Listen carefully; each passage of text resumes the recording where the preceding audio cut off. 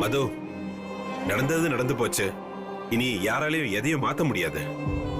நீ உயிரோட திரும்பி வந்ததுல எங்க எல்லாருக்கும் ரொம்ப சந்தோஷம். அம்மா சொன்ன மாதிரி நீ நம்ம தில்லை நகர் வீட்டிலே தங்கிக்கோ.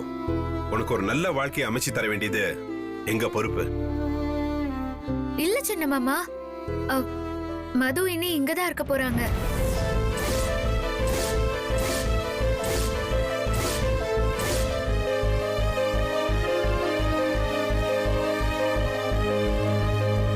அபி, விவரம் புரியாம பேசாத. மது இங்க இருக்கிறதெல்லாம் சரிப்பட்டு வராது. சரிப்பட்டு வரும். இவங்க ஒருத்தருக்கு இங்க இடம் இருக்காதா என்ன? இங்க இடம் இருக்கா இல்லையாங்கிறது பிரச்சனை இல்ல அபி. ராகவும் மதுவும் காதலிச்சிருக்காங்க. ஆனா அவருக்கு இப்போ உன் கூட கல்யாணம் ஆயிடுச்சு.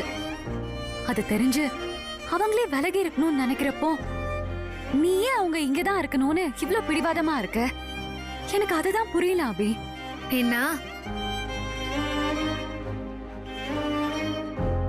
நீ சொல்ற அதே காரணம் தான்.